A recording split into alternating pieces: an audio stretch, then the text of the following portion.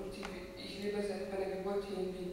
Ich will euch über Europa im Jahr 2030 etwas erzählen. Europa im Jahr 2030.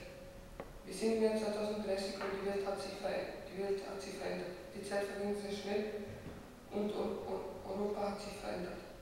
Europa ist jetzt aus der Krise rausgekommen. Die Länder haben versucht zu sparen, zum Beispiel Autos gebaut, die ohne Benzin funktionieren. Man kann auch Energie sparen, indem man Brenn- und Kraftstoff nicht verbraucht. Die Technik hat sich erweitert und das Leben ist leichter geworden als früher. نحن في عام 2030 مر الوقت بسرعة كبيرة والعالم قد تغير ولكن معظم أوروبا قد تغيرت. أوروبا خرجت من الأزمة المالية وقد حاول البلاد لتوفير المال. مثلا بنيت السيارات دون بنزين. يمكنك أيضا حفظ الطاقة المستهلكة من الكثير من الوقود.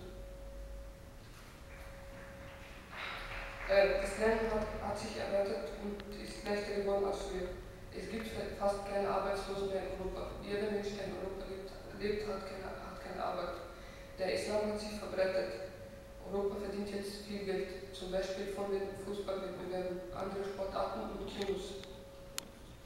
Es werden viele Geschäfte erbaut. Der Kontinent Europa muss weiterhin Öl von anderen Ländern kaufen. Es werden neue Handys erfunden, man kann jetzt schneller zur Welt anreisen. Im Jahr 2030 gibt es keine Atombomben mehr. لا يوجد تقريبا أي بطالة منتشرة الإسلام. أوروبا الآن تكسب الكثير من المال. يجب أن القارة الأوروبية تستمر في شراء النفط من دول أخرى. كل الناس سعداء معا. في عام 2030 لا توجد المزيد من القنابل النووية وسيتم بناء السيارات الهائمة. أوروبا تعاني من الأزمة من النقص في المال وكثير من الأجانب من القارات الأخرى سينتقلوا إلى أوروبا. Die Flugzeuge fliegen noch schneller als früher. Europa leidet an Wassermangel. Andere Menschen von anderen Kontinenten werden Europa einziehen. Die meisten Frauen werden jetzt arbeiten. Es werden viele größere Transportmittel erbaut. Stadions und Sportplätze werden im Himmel erbaut. Es werden Roboter gebaut, die die Menschen ersetzen. الروبوت سوف يحل محل الإنسان. Das war Europa im Jahr 2030. Dankeschön für die Info.